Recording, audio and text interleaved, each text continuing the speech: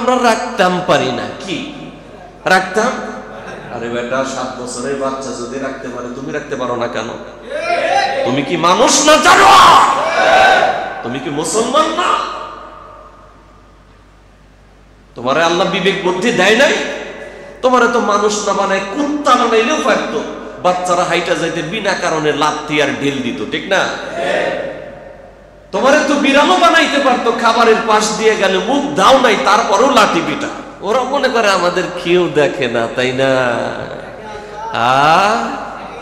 আরে আমরাও দেখি কোন কোন বাটপারের ভিতরে ঢুকে, দেখি না?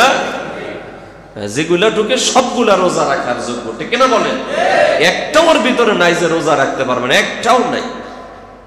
সবগুলি ধোকাবাজ। হ্যাঁ, খাও। এখন পর্দা টানে খাইতাছো, পর্দা ওপেন করে পিঠাবেন যিনি, তিনি কে? জোরে বলেন, তিনি কে? আমাদেরকে ফাঁকি দেওয়ার চেষ্টা করো, কিন্তু তারে তো ফাঁকি দেওয়ার সুযোগ নাই। বলবে তালতলা মসজিদ মহল্লায় কোন কোন বেটা পর্দা টানে খাইছিল, ওরে বাইর কর, ঠিক না? ওই ফেরেশতারা কই রে? হেমার টানে মুগুর বসা, ঠিক না? তখন বুঝছো যে মজা কত, ঠিক না? আল্লাহ কি মুহাব্বত করে মুনাফিকরে ডাক দেয় নাই, কাফেররে ডাক দেয় নাই, বেঈমানরে ডাক দেয় নাই। আল্লাহ বলছেন, এই আমার মুহাব্বতের, আমার ঈমানদারেরা, আমি তোমাদের জন্য রোজা দিছি। সুবহানাল্লাহ।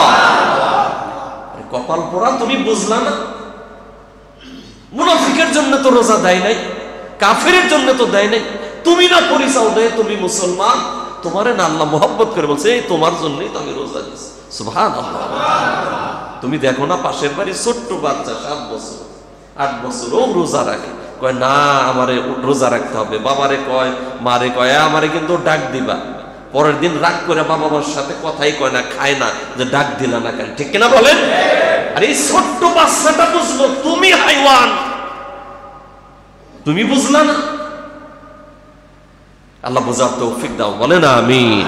আল্লাহ যেন এদেরকে হিদায়াত দান করেন, বলেন আমিন। একটু জোরে বলেন আমিন।